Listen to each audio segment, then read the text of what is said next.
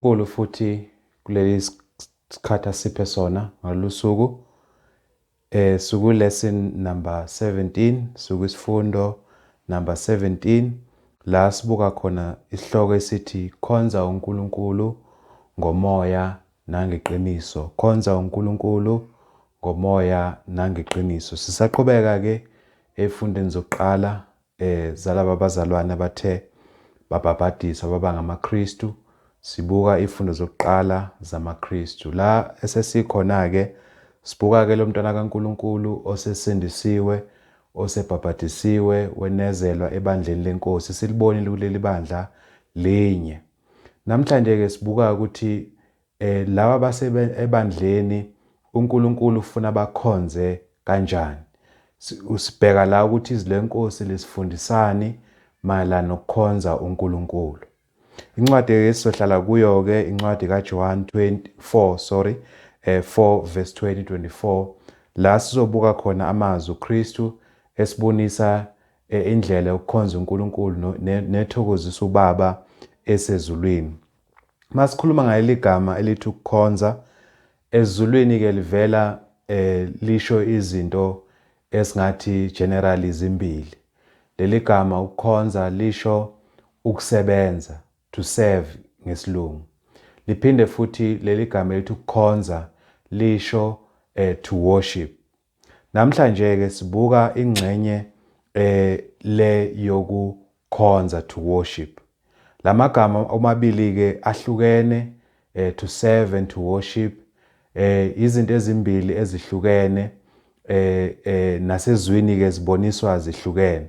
Masikhuluma ngokukhonza sikhuluma ngento especially noma to worship especially kuNkulunkulu, ngoba ukukhonza that is to worship sukela umuntu adalwa uNkulunkulu emdalile umuntu. Ukukhonza komuntu sukela kumuntu oqala uze kubantwana babo uKhayini noAbela. Masifuna lapha kuGenesis chapter 4 sizothola lapho ukuthi mabeqala beletha iminikelo beshisa iminikelo yabo benikela kuNkulunkulu, kwakukhonza uNkulunkulu, it was to worship uNkulunkulu.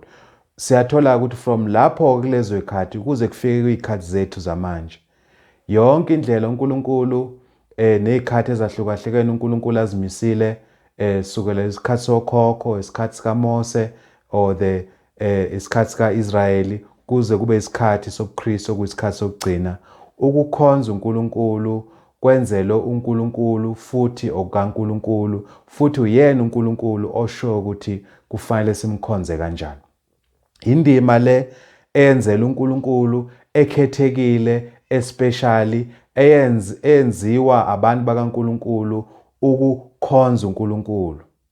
Leli gama ke elithi worship ngesilungu ngesizulu ukukhonza kwiTestament elisha ke ngoba sibheke lapho thina kumaKristu ukuthi amaKristu fanele amkhonze kanjani uNkulunkulu.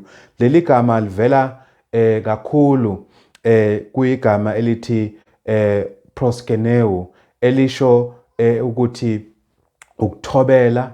Leli gama itself lisho literally lisho ukuthi to kiss towards. Ngamanye amazwi ukuthatha isandla somuntu usange indlela yakudala abantu babenza ngakhona uma bethobela umuntu bebonisa ukutusa umuntu. So masiza kwindaba kaNkulunkulu kusho ukuthi situsa uNkulunkulu, sikhuleka kuNkulunkulu, sithobela uNkulunkulu. So ke sikhuluma indlela esiyenzayo ebonisa ukuthi siyamthobela uNkulunkulu noma siyakhuleka kuNkulunkulu noma siyamtusa uNkulunkulu. So ke indima ke le especially eyenzelwe uNkulunkulu okufanele ukuthi masingena kuyo masithi sikhonza uNkulunkulu sizihloniphe, sihloniphe nesimkhonzayo ngoba sikhonza uNkulunkulu la.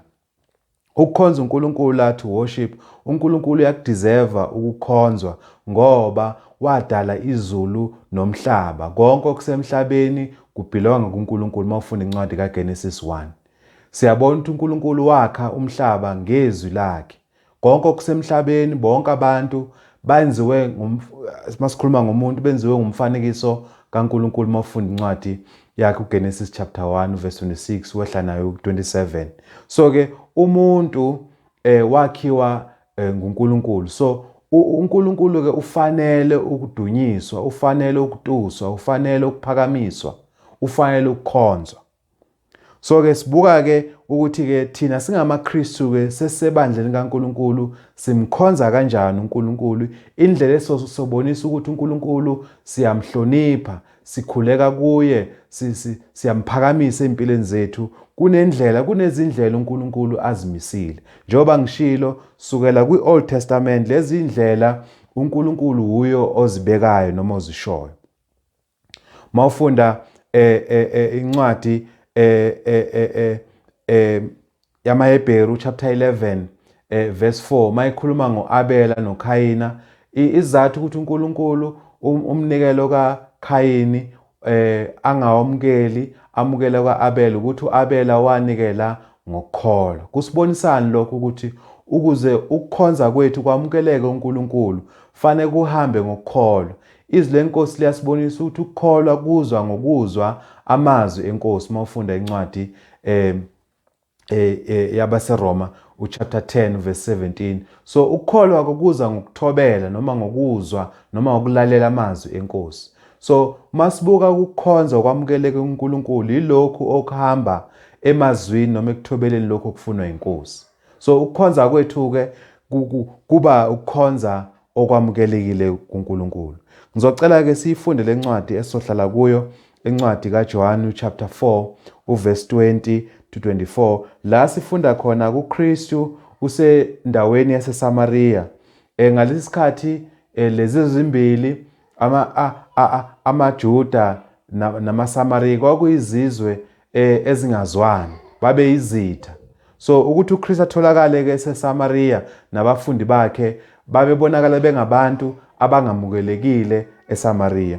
uKristu ke osukwini ehamba endleleni utholakala esekhathele. Uya ke emthonjeni kunowesifazane lapho ongumSamaria. uKristu ufika lapho ubeka amazwi uthi ngicela ungiphuzise.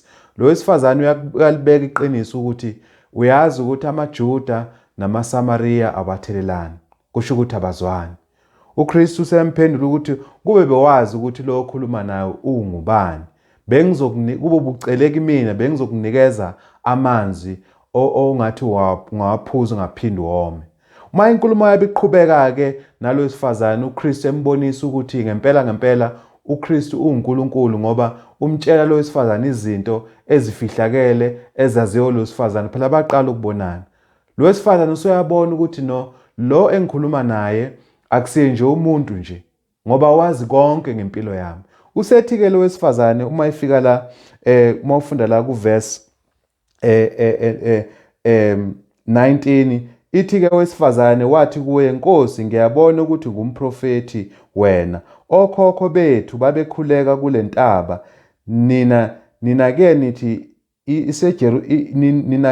iseJerusalema indawo lapho kufanele kukhulekwe khona. Lo wesifazane ulanda umlando walezi zizwe zimbili. Wayazi lo wesifazane ukuthi njengamaSamaria ngemfundiso yokhokho wabo kwakunentaba ababekhonza kuwe, babeya kuwe beyokhonza kuwe. Usethi ke nani ningama Juda ningama-Israyeli ninendawo la nikhonza khona. Indawo la kukhonza khona ithempeli elalakhiwe khona endaweni yaseJerusalema. So indawo uNkulunkulu ayibekile la fanele akhonze khona ngesikhathi sikaMose. Lo wesifazane ulanda lowo mlando ke ukuthi kunomehluko phakathi kwethu. Yabona? Ulanda leyo ndaba ke. uKristu usiyamyalela ke ngendaba yokukhonza. Ila sibuka khona ke thina siqala la inkulumo yethu soyiqala ku21 sifike la kuverse 24. uJesu wathi kuye, sifazane kholwa yimi, isikhathi siyeza lapho ningayikhuleka kubaba nakulentaba naseJerusalema. Nina nikhuleka kweningakwaziyo, thina sikhuleka kwesikwaziyo, ngokuba insindiso ivela kubaJuda. Kodwa isikhathi siyeza sesikhona namanje lapha abakhulekayo abaqinisileyo bayakukhuleka kubaba ngomoya nangeqiniso, ngokuba ubaba ufuna abakhuleka kuye kanjalo. uNkulunkulu ungumoya, abakhuleka kuye bafanele ukukhuleka kuye ngomoya nangeqiniso. Uyayiveza ke uKristu indlela okufanele simkhonze ngayo. Uyabonisa ukuthi uNkulunkulu yiphi indlela emthokozisayo kumkhonza uNkulunkulu. That is to show reverence, that is to worship, that is to kiss towards, njengoba sikhulumile ngayo ligama. So uyaveza kuKristu la ukuthi ukuze kuthiwa siyamkhonza uNkulunkulu fanele simkhonze ngomoya nangeqiniso. Uyazibeka ke izathu ngokuba uNkulunkulu ungumoya. So kufanele ukuthi abamkhonzayo bamkhonze ngomoya nangeqiniso. Masibuka lamavesi aphezulu kuvesi 21 ubonisa uKristu ukuthi kunesikhathi esizayo. Kusho ukuthi lendlela yokumkhonza uNkulunkulu ngomoya nangeqiniso ibingekenzeki. Isizathu salokho yini na? AmaSamariya besakhonza uNkulunkulu entabeni. Bebethi bakhonza uNkulunkulu bamkhonza kuphi? Entabeni. uKristu uyaveza ukuthi la nikhonza eningakwazi ningaqondi. Amanye amazwi amaSamariya ayedukile, ayelahlekile uma ekhonza uNkulunkulu kuphi? Entabeni. AmaJuda ayekhonza kahle ekhonza eJerusalem njengoba ayiyaliwe umthetho kaMose ukuthi ukukhonza uNkulunkulu kuzokwenza kuphi? Ethempelini. uNkulunkulu alibeka uNkulunkulu ngobani? NgoSolomon. So siyathola ukuthi ke ngalesikhathi abantu ngalesikhathi bebesakhonza uNkulunkulu ngezindlela ezahlukahlukene, futhi amaJuda ebesakhonza eJerusalem. Uthi uKristu ke siyeza isikhathi lapho uNkulunkulu engakasakhonza kuleya ndawo. Kusho ukuthi siyeza isikhathi la amaJuda ukukhonza kwabo eJerusalem, ukukhonza kwabo ethempelini, uNkulunkulu engeke asakwenzani? Asakwamukela, ngoba uNkulunkulu usenze indlela entsha yokumkhonza. Uthi ke uma ekhuluma la kuvesi 23, kodwa isikhathi siyeza sesikhona manje lapha abakhulekayo abaqiniseleyo bakukhuleka kubaba ngomoya nangeqiniso, ngokuba ubaba ufuna abakhuleka kuye abanjalo.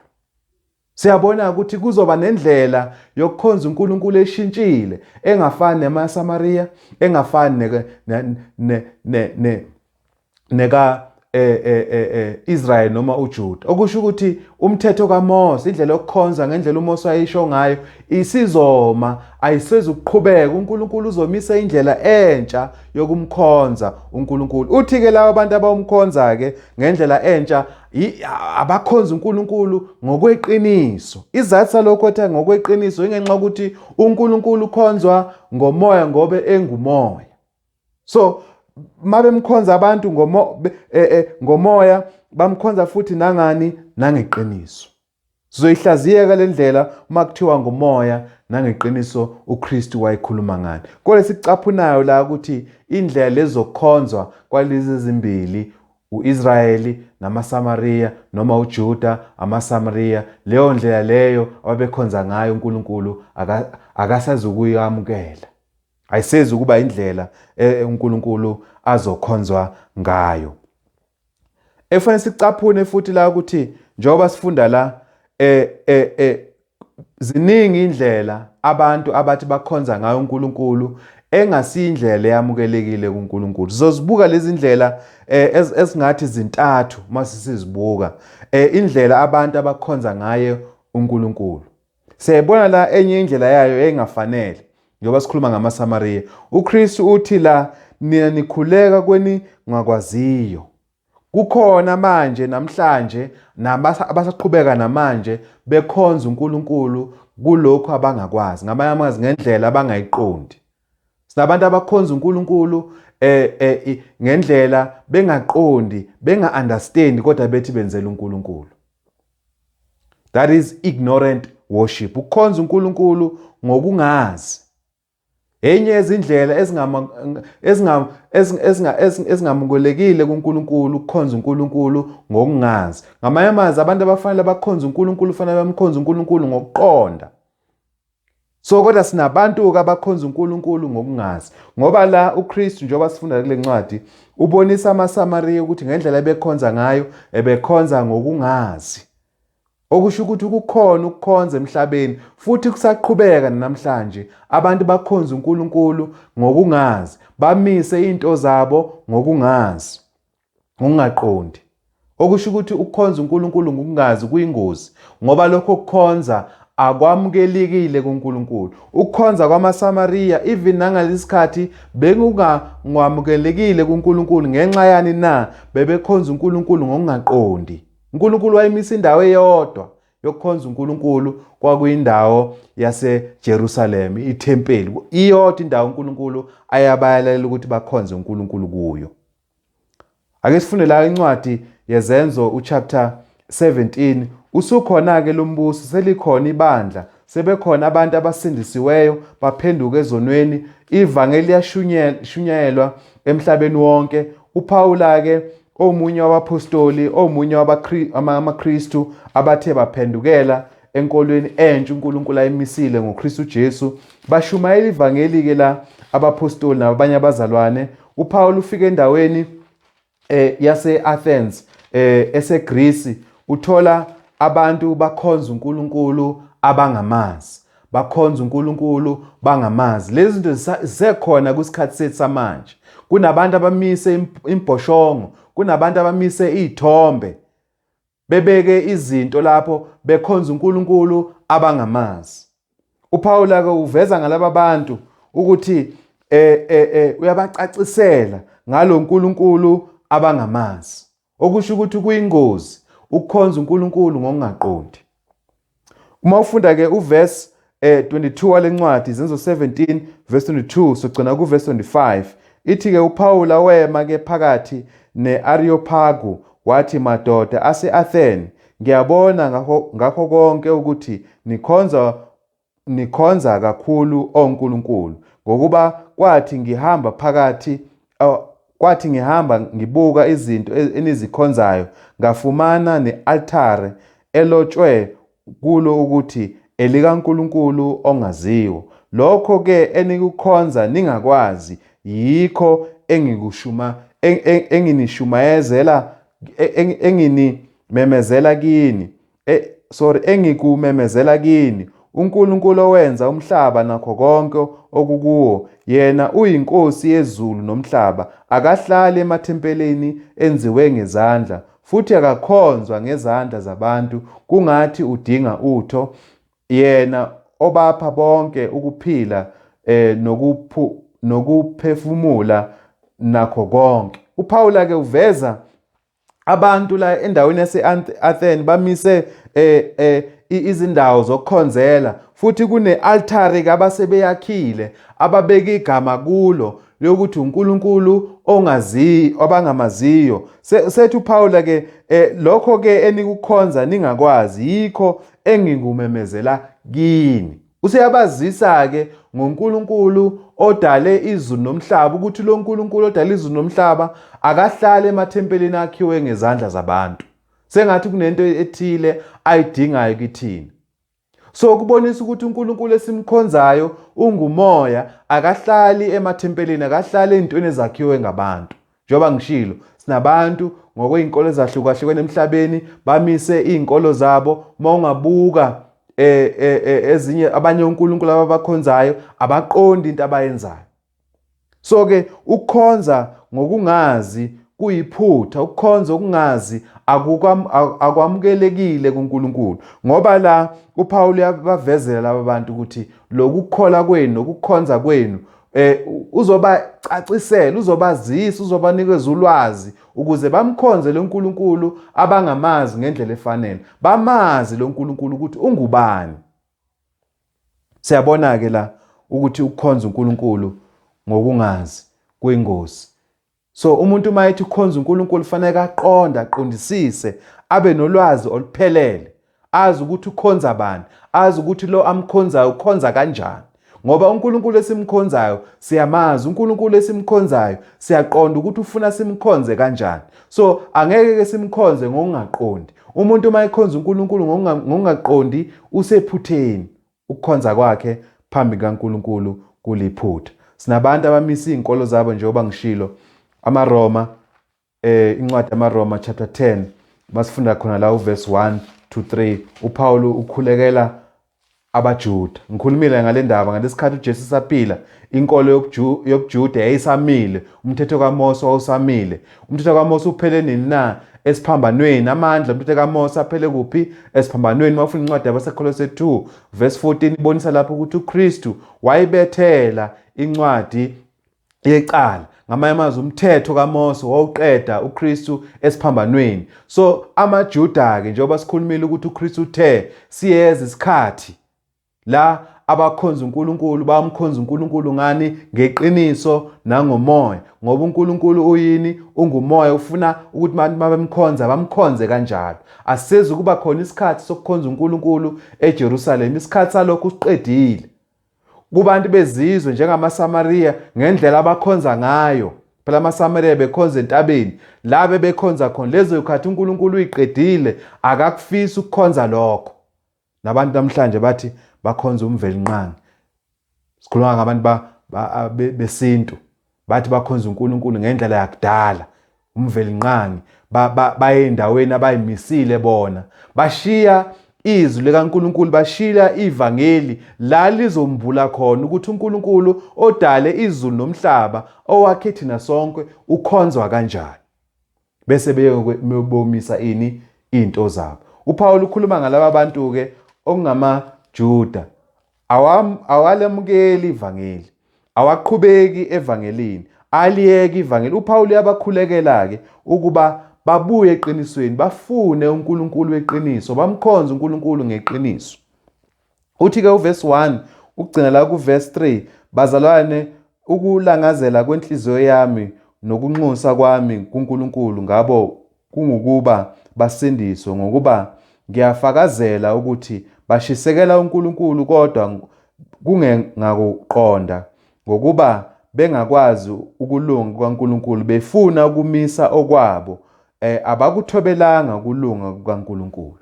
So ke siyabuka ke sinabantu abanje, basekhona abantu abanje abashiya ukulunga kaNkulunkulu ngoba bengafuni ukumlalela uNkulunkulu, bese bemisa okwabo, bekhonza uNkulunkulu ngonjani? Ngokungaqondi. Kuyavela igama bakhonza uNkulunkulu, benza izinto bethi benzela uNkulunkulu ngokungaqondi, ignorantly. Sinabantu abenza izinto ngokungaqondi bethi benzela uNkulunkulu. Siyathola ukuthi uNkulunkulu ufuna ukukhonzwa ngani? Ngokuqonda. Fanele siqonde ukuthi uNkulunkulu fanele simkhonze kanjani. uNkulunkulu akayenzanga izinto nje ukuthi zibe mystery ukuze singaqondi ukuthi fanele simkhonze kanjani. Ucacisile ukuthi ukuze mina ningithokozise ngikhonzeni kanje. So ke sinabantu ke abamise ezabo izinto, abamisa izinto abangaziqondi bona ngokwabo. Uthi ke laba bantu uma ekhuluma ngamaJuda uyabakhulekela ngoba bashile ini? Iqiniso. Bayishile izinto ebeyikhuluma ngabaprofeti zikhomba kuKristu ukuthi uKristu uzomisa umbuso omusha. Phela makuza umbuso omusha kuza umthetho omusha. Bona basame ngomthetho kaMose. Usethi ke la bakhonza ngokungaqondi, benza izinto, banentshisekelo for uNkulunkulu. Bangakanani abantu namhlanje abazidelayo, abadela ukudla, abanye abadela a certain lifestyle, bethi benzele uNkulunkulu konke lokho bekwenza ini? In vain. Bekwenza ngokungaqondi ngoba bengafunanga ukulunga kabani? KukaNkulunkulu. Sibona ukukhonza okungamukele kokuqala, okungamukelekile kuNkulunkulu, ukukhonza ngokungazi. Ukukhonza kwesibili okungamukelekile kuNkulunkulu, ukukhonza okubiza iNkosi ngomlomo, inhliziyo ikude. Ukukhonza lokho okufuna uNkulunkulu, ukukhonza lokho okufaka inhliziyo yomuntu. Inhliziyo yomuntu naye involved ekukhonzeni uNkulunkulu. Asibo bonke abathi iNkosi iNkosi abaya kungena embusweni wezulu kuphela owenza intando kaBaba noma intando kaNkulunkulu. Matthew 7 verse 21-23. Kukhona ukwenza, kukhona ukusebenza kuNkulunkulu, kukhona ukukhonza uNkulunkulu ngendlela engafanele. Sinabantu ababiza igama leNkosi, abaphakamisa igama leNkosi, kodwa mawulandela ukwenza kwabo akusikho lokho okushiwo iNkosi. Inhliziyo zabo zikude kuNkulunkulu. Bayenza nje kodwa uNkulunkulu enhlizweni zabo abamthobeli.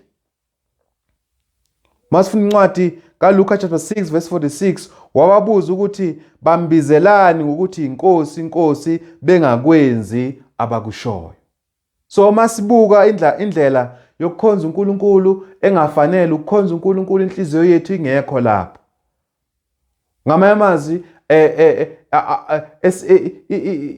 izindlo zethu, konke okwethu okungaphakathi enhliziyweni yethu, uNkulunkulu simshiyile kodwa sifuna ukwenza izinto zikaNkulunkulu. Okwesithathu, ukukhonza okuhamba ngezifundiso ezimiyalo yabantu. Ukukhonza uNkulunkulu ngemiyalo yabantu, ukukhonza ongamukelekile nakho lokho. Ukukhonza uNkulunkulu ngemiyalo yabantu. Yabo incwadi esoyibuka la ezizibuka la zizosibonisa ukuthi lokukhonza kubizwa ukuthi ukukhonza kuyize, vain worship. Kuphinde kubizwa ukuthi ukukhonza umuntu azenzele khona, self-willed worship. Izinto abantu abazimisayo, izinto abantu abazenzayo bazakhe, bese mabeqedile bese bethi uNkulunkulu kwamukele lokho engikwenzile mina. uNkulunkulu akasebenzi kanjalo. uNkulunkulu ufuna simkhonze ngendlela asho ngayo, hayi ngendlela thina sifuna ngayo. Njoba ngishilo masiza kwindaba ye-worship yokukhonza, yenzelwe uNkulunkulu ene ingeka uNkulunkulu. So akufanelanga masenza into kaNkulunkulu ke senza into efunwa yithina. uKristu mayekhuluma ngalaba bantu ngalesikhathi abaFarisi, bakhona namhlanje abantu abafana njengabaFarisi abathi intweni zakaNkulunkulu benezele, balethe kwabo, balethe indlela zabo. Mawubheka namhlanje uboka wonke amasonto amahlela khona. Uma ufika kuleli kunezithombe ezibekiwe. Uma ufika kuleli kunendlela uma ufika kuleli khona abashisa impepho. Uma ufika kuleli khona abagqoka ingubo ezinje. So kunezindlela ezahlukahlukene zokukhonza uNkulunkulu, kodwa bonke labantu bathi bakhonza uNkulunkulu. Okucacile nokuqinisekile bathandekayo ukuthi iyodwa indlela yokukhonza uNkulunkulu, leyo ndlela itholakala kuphela ezwini leNkosi. Yingakho siyifuna sibheka le ndlela, ngoba uma thina sifuna ukutholakala sithembekile uNkulunkulu, fanele simkhonze uNkulunkulu ngendlela ashilo. uKristu bese eyibekile, uthe uNkulunkulu ufuna ukuthi akhonze ngani? Ngomoya, nangani? Nangeqiniso.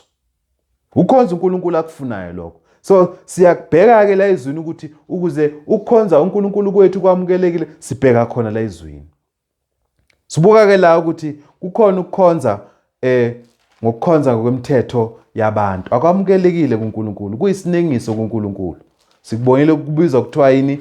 I-vain worship or self-willed worship. Ukwenza izinto ezifunwa yithina noma ukubeka izinto ezifunwa yithina. Mawufuna la uMathewu uchapter 15 ubonisa la uKristu ngabantu abafaka imithetho entandweni kaNkulunkulu noma emiyaleni kaNkulunkulu. Mayikhuluma ngabo la uKristu, so bheka nje sina la uverse 8 to 9 ebabonisa ukuthi uNkulunkulu akathokozi ngabantu abafaka imithetho yabo bethi bekhonza uNkulunkulu ngaleyo ndlela. Ngamanye amazwi uma umuntu emisa indlela yokukhonza ebuya kuyena, lokho kukhonza akwamukelekile kuNkulunkulu.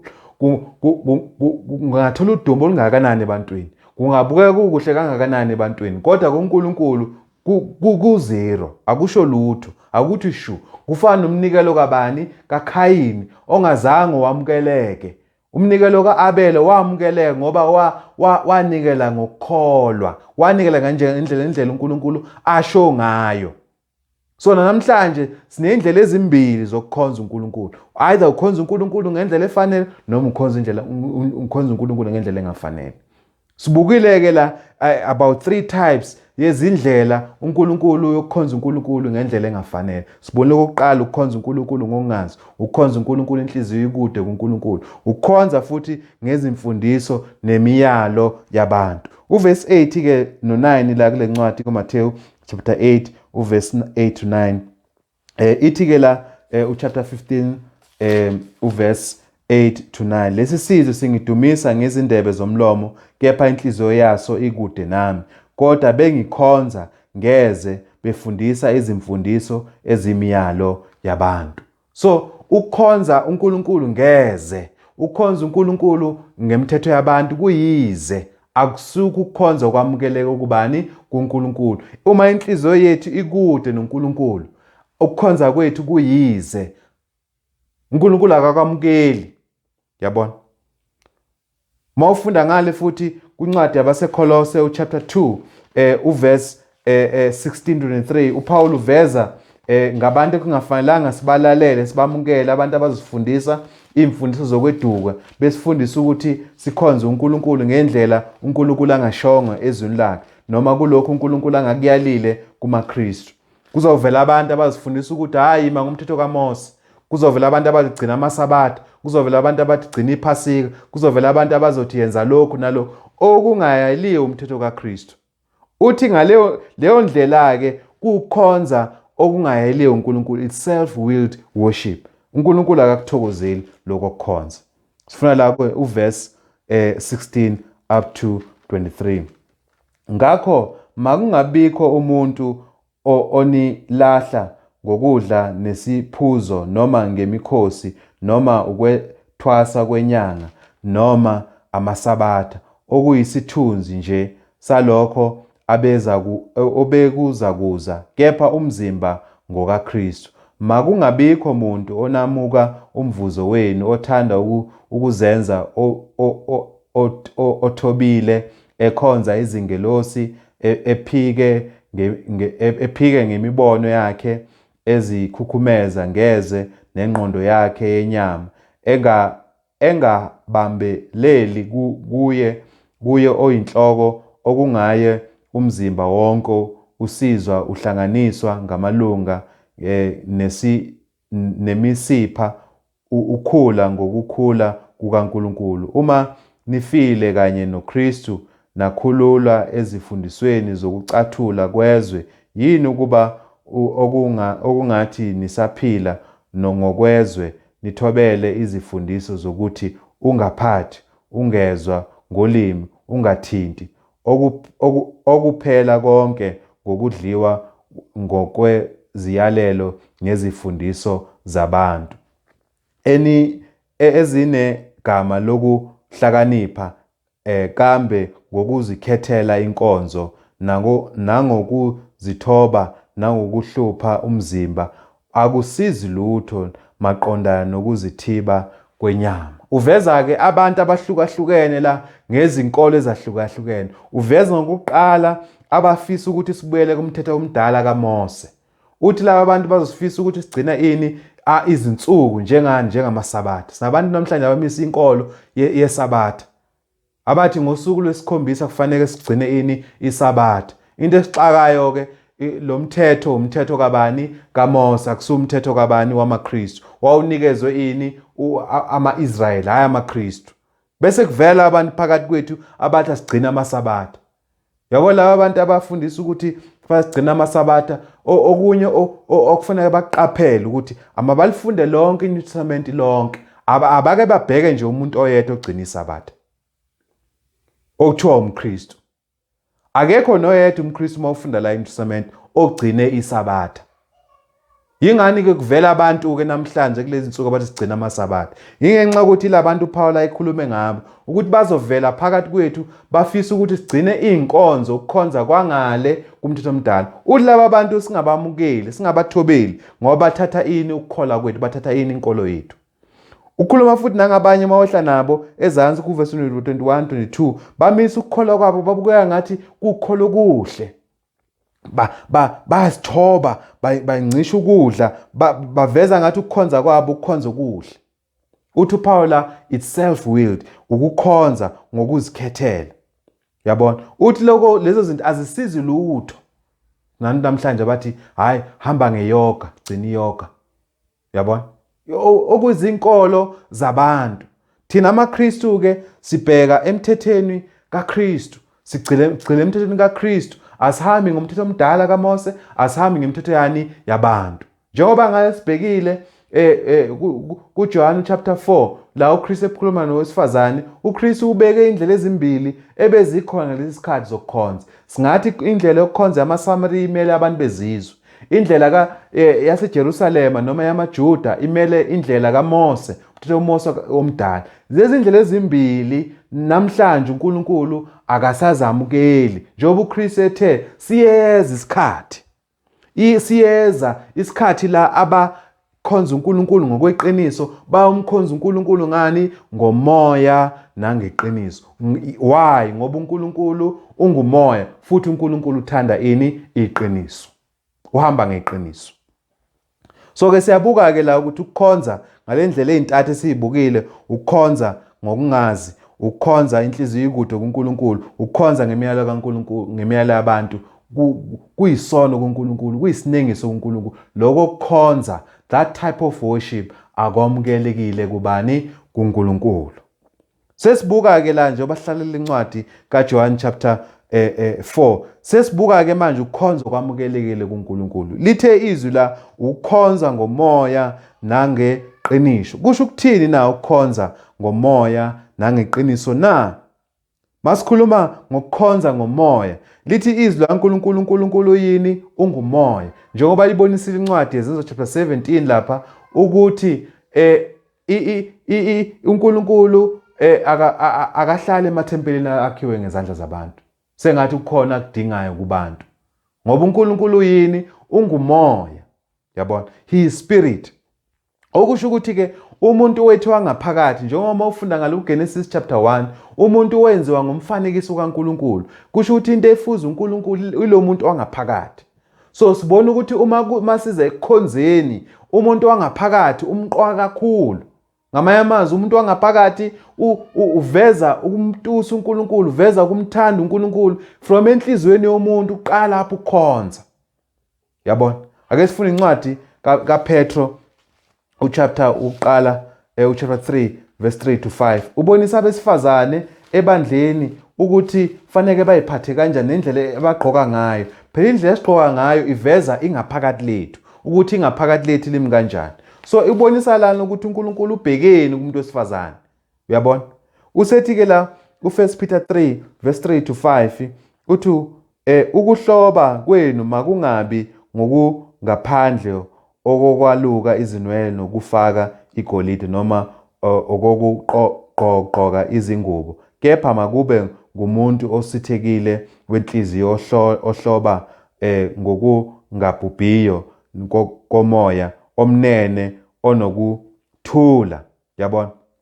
Besethi okuyigugu phambi kukaNkulunkulu ngokuba kade bezihlobisa kanjalo abesifazane abangcwele abamethembayo uNkulunkulu bethobela amadoda abo. Sibonisa ngabesifazane uthi abesifazane mabangabheki kakhulu ngaphandle labo. Ngamanye amazwi mabangahlali bezenza bebabahle bagcile lapho bengabheki umuntu wangaphakathi. Usebonisa ukuthi umuntu wangaphakathi yilo muntu obalekile ngoba uNkulunkulu yilo muntu athokoza ngayo, uyiligugu likaNkulunkulu lo muntu ongaphakathi ngoba uye oguqukile, uye lo muntu ophethe umzimba womuntu. So uma umuntu ongaphakathi emuhle, uma ekhonza uNkulunkulu ngendlela efanele, uma lo muntu wangaphakathi inhliziyo yakhe ikuNkulunkulu, ukukhonza kwakhe kutholakala kukuhle kuNkulunkulu. So kufanele uNkulunkulu simkhonze ngomuntu wangaphakathi. Umuntu wangaphakathi ubalekile. Ukukhonza ngomoya nangengqondo. uPaul uma ekhuluma nabazalwane baseKorinte uyabazisa ukukhonza kufanele kwenzeke ebandleni. Uyabayala ukuthi mabenze izinto ngendlela efanele. Iphiwe abanikeze zona zikomoya ongcwele fanele bayiphathe kahle. Usethi ke uma kukhuleka noma naye uma ekhuleka ingqondo yakhe ikhona, inhliziyo yakhe ikhona lapho. Akusiye nje ukuthi ukhuluma amazwi. Sinabantu namhlanje makuthiwa bakhuleka banemanual. Kuyafundwa la kuthiwa hayi kuthiwa kuyakhuleka ukukhuleka umuntu ngani ngemanual. Okusho ukuthi inhliziyo yakhe, ingqondo yakhe ayikho kulokho akushoyo. Sikhuluma ukuthi ke ukukhuleka kwethu fanele kusuke kumuntu wangaphakathi etusa ebonga kuNkulunkulu amenzele khona. Eletha konke kuNkulunkulu umuntu wethu wangaphakathi. Usethi ke la u1 Corinthians 14 verse 15 kunjalo pho ngiza kukhuleka ngomoya ngikhuleke nangengqondo futhi ngiza kuhuba ngomoya ngihube nangengqondo futhi. Okusho ukuthi umuntu wangaphakathi kufanele ukuthi abe uma kukhonza uNkulunkulu alethe konke umuntu ongaphakathi, inhliziyo yethu silethe kuNkulunkulu. Ingqondo yethu ngamamazi basikhonza uNkulunkulu, ingqondo yethu siya restrict ukuthi ibheke kubani, kuNkulunkulu. Asilethi nje imizimba, asiyo nje ama-robot, siletha umuntu wethu wangaphakathi. So sibuka ukuthi ukukhonza ngomoya, ukukhonza ukuvela kumuntu wangaphakathi, ukukhonza ngemoya nangengqondo, yabona, ukukhonza ngenhliziyo eqinisile. Mayithi Paul la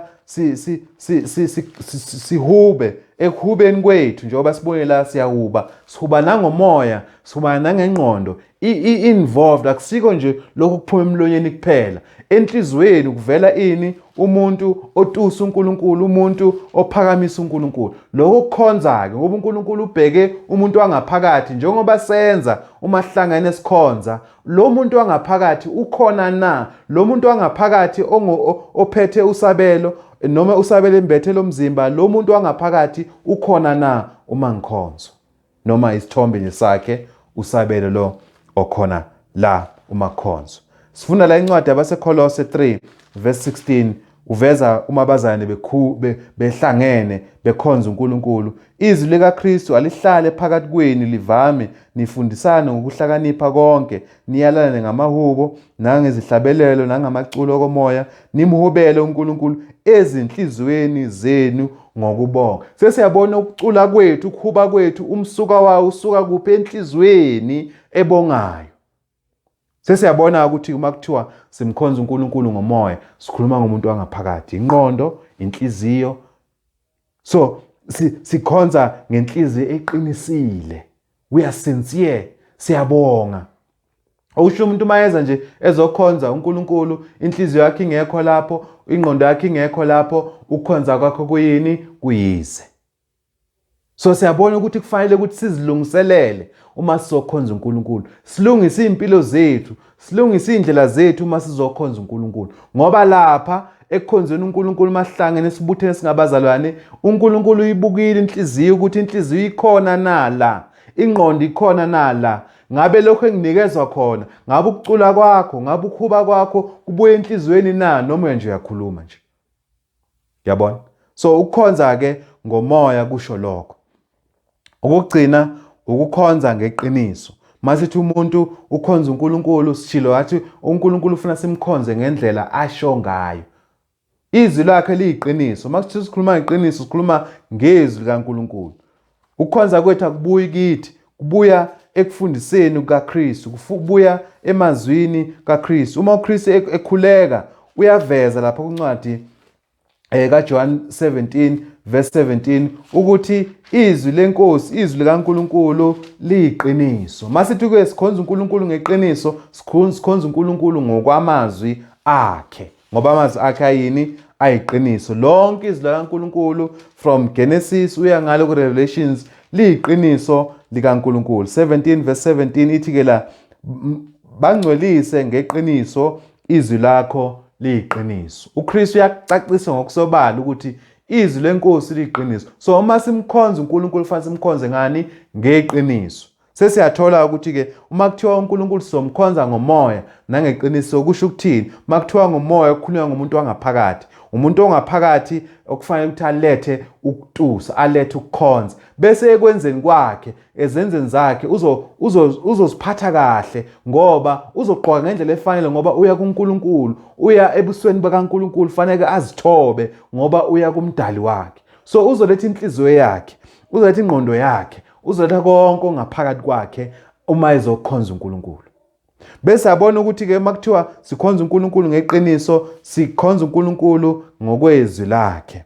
Masifuna incwadi uJohn 1 John chapter 5 verse 14 to 15, fanele sikhuleke ngokwentando kaNkulunkulu. Uma sikhuleka, sihlangene singabazalwane sikhonza uNkulunkulu, siletha imikhuleko ebuya kuphi? Ezwini likaNkulunkulu. Angeke ngikhuleke kwinto uNkulunkulu angayifuni.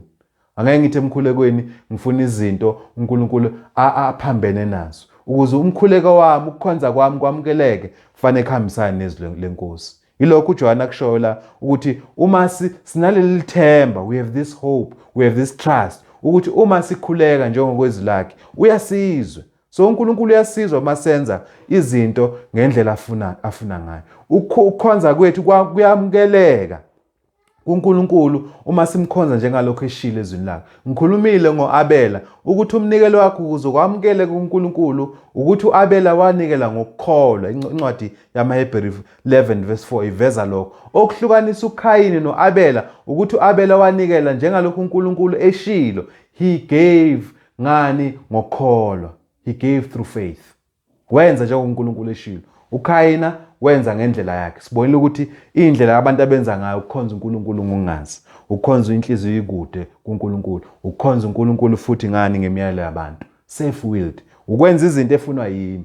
Mawufuna ngale futhi kuLeviticus 10:1-2 siyobona amadodana amabili kaAroni enza umlilo wabo uNkulunkulu bekhonza uNkulunkulu ngento abayenzile bona. uNkulunkulu wabaqeda wababulala. Okusho ukuthi ku-serious indaba yokukhonza ubani? uNkulunkulu. Ngoba sikhonza uNkulunkulu, senzela uNkulunkulu. Ukukhonza kwenzele uNkulunkulu. Yes, siyabenefita singabazalwane ekukhonzeni, kodwa i-aim asihlangene sithi sikhonza uNkulunkulu ukuthi siletha kuNkulunkulu, ukukhonza kukaNkulunkulu. Sizobuka ke masiqhubeka ukuthi ukukhonza kwebandla likaKristu kuvela ngendlela ezinhlanu ezivela kuphi ezwini. Ayikho enye indlela. Zivela kuyindlela ezinhlanu. Okokuqala ukukhuleka. Sizobuka incwadi yezenzo 2:42 kuyifundo elandelayo ezobonisa ukuthi ibandla mahlangene uma sisikhonza uNkulunkulu, you worship God, liveza indlela ezinhlanu. Mawufuna incwadi yezenzo 2:42 ufunda incwadi yabaseFesu 5:19 kuvela indlela ezinhlanu embhalweni. Okokuqala ukukhuleka, to pray. Okwesibili ukuhlanganyela enkonzweni yetafula, otherwise the Lord's Supper, abanye bathi iHoly Communion. Ukuthola lokho ezincwadini ezahlukahlukene eNyw Testament eveza ukuthi amaKristu mayibuthene kufanele ahlangane njalo ngosuku lokuqala eviki, ahlanganyele kule nkonzo ukuthi inkonzo yani yeLord's Supper. Yenziwa njalo ngosuku lokuqala lweviki. Okwesithathu ukuhuba, to sing. Incwadi esiyifundela esibonisile abaseKolose 3:16 ukuthi masibuthene siyakhuleka, siyahuba, sifunda amazwi. Okwesine ukukhonza ukubonakala kweTestament ukunikela, to give. Yabo, ngento esinazo sinikela kuNkulunkulu. Kunga imali, kunga izinto esinazo sinikela kuNkulunkulu. Okugcina ukufunda kwezwi, ukushunyayela kwezwi. Njalo amaKristu mayihlangene kufunda izwi laNkulunkulu, kutusa uNkulunkulu ngento azivezile la ezwini lakhe. Sithi amen, siyatusa ngoba sibona ubuhle bukaNkulunkulu buvela kuphi? Ezwini lakhe. Izindlela eziwu5 evelayo la kwiTestament la kukhonza uNkulunkulu khona. Ayikho enye indlela. Lezi ndlela eziwu5 zibuya kubani? kuNkulunkulu. Ziveza ke lokukhonza ngomoya. Ziveza futhi nokukhonza ngani? Ngeqiniso. Sizozibuka ke lezi ndlela ezinhlanu sibuka ukuthi leli bandla likaKristu osunezelwe kulo likhonzwa kanjani.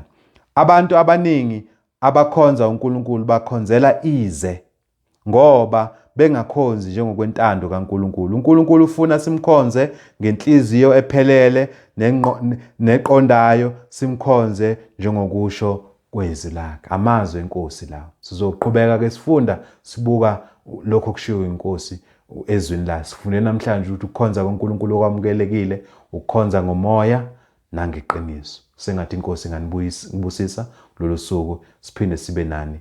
Amen.